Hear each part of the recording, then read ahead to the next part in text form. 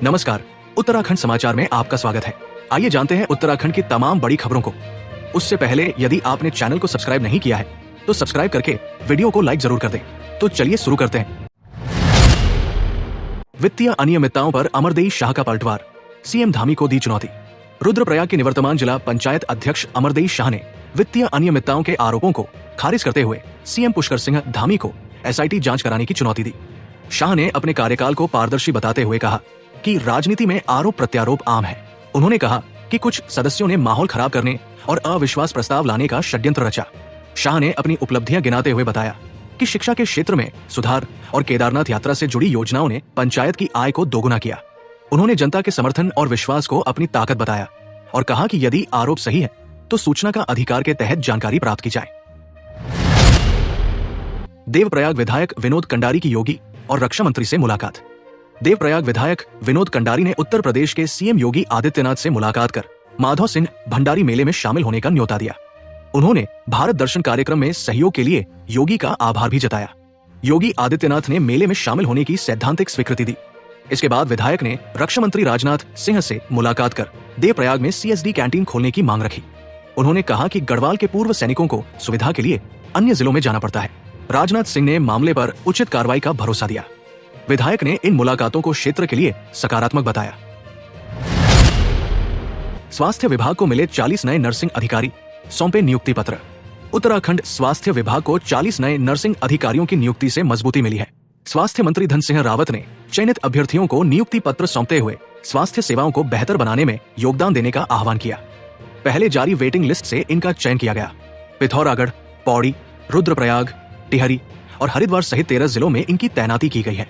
मंत्री ने बताया कि पहले भी 1394 नर्सिंग अधिकारियों को नियुक्ति दी गई थी, जिससे जिलों की स्वास्थ्य सेवाओं में सुधार हुआ।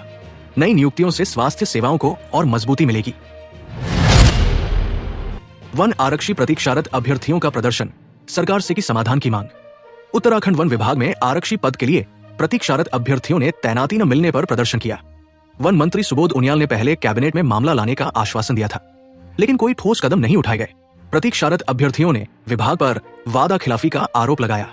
विभाग ने 160 अभ्यर्थियों को तैनाती देने की प्रक्रिया शुरू की थी, लेकिन तकनीकी कारणों से मामला फंस गया। अब विभाग ने नए अध्याचन भेज दिए हैं। प्रदर्शनकारियों ने सरकार से जल्द समाधान की मांग की। सीएम धामी की नाराजगी के बाद कुमाऊं कमिश्नर का निरीक्षण अभियान। सीएम पुष्कर सिंह धामी की समीक्षा बैठक में जल जीवन मिशन के तहत सड़क मरम्मत में लापरवाही पर नाराजगी जताने के बाद कुमाऊं कमिश्नर दीपक रावत एक्शन में आ गए। उन्होंने हल्द्वानी में पेयजल और सीवर लाइन परियोजनाओं का निरीक्षण किया और अधिकारियों को गुणवत्तापूर्ण कार्य करने के निर्देश दिए।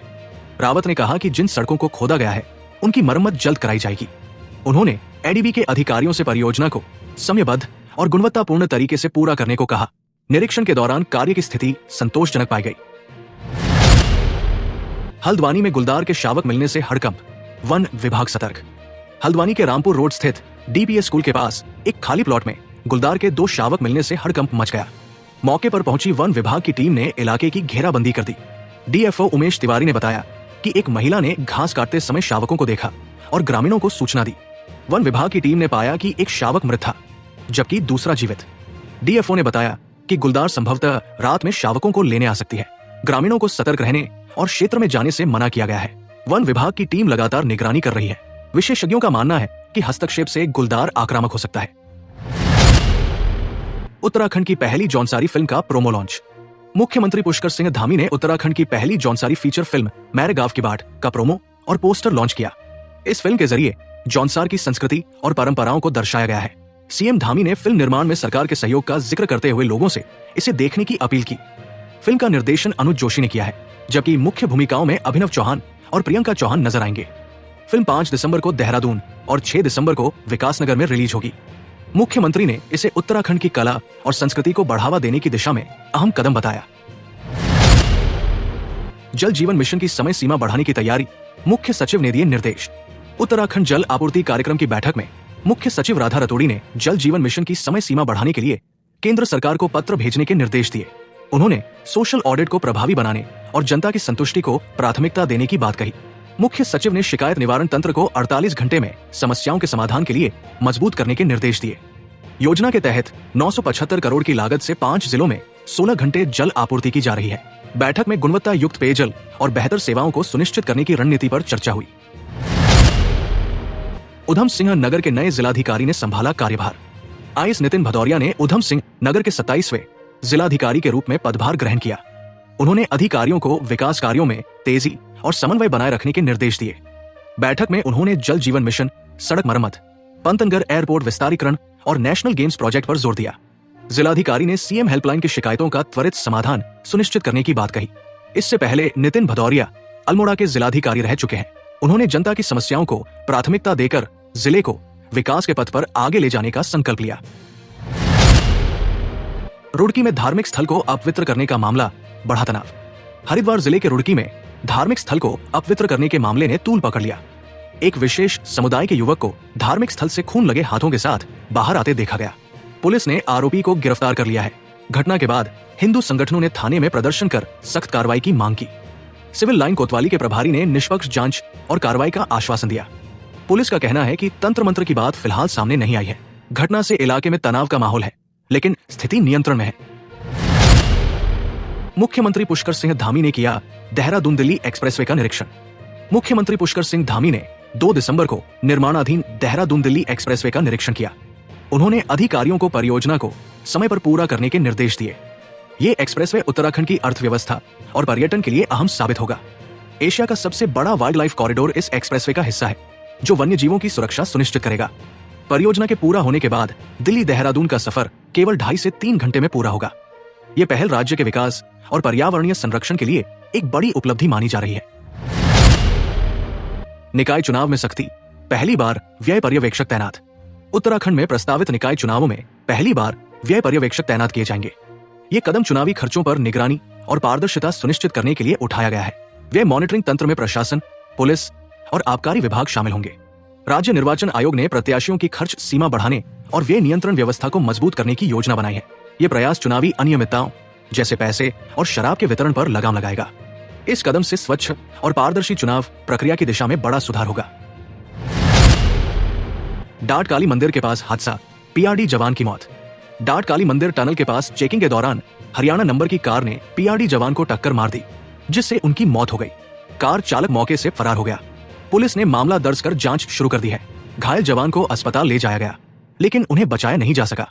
इस दर्दनाक घटना ने सड़क सुरक्षा पर गंभीर सवाल खड़े किए हैं। पुलिस आसपास के सीसीटीवी फुटेज खंगाल रही है। दिसंबर की ठंड ने तोड़े 10 साल के रिकॉर्ड। उत्तराखंड में इस साल दिसंबर की शुरुआत पिछले 10 वर्षों में सबसे सर्द रही। देहरादून का अधिकतम तापमान 25.8 डिग्री पर दर्ज हुआ। पश्चिमी हवाओं के कमजोर होने से बारिश की कमी ने सूखी ठंड को और बढ़ा दिया है।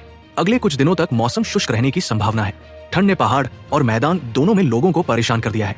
दिन रात के तापमान में बड़ा अंतर सूखी ठंड का कारण बना हुआ है। सहकारी समितियों के चुनाव फिर टले, हाई कोर्ट में विचाराधीन मामला। उत्तराखंड की 674 सहकारी समितियों के चुनाव दिसंबर के 16 से 17 से आगे बढ़ा दिए गए हैं। चुनावों में महिलाओं को 33% आरक्षण देने का मामला हाई कोर्ट में विचाराधीन है।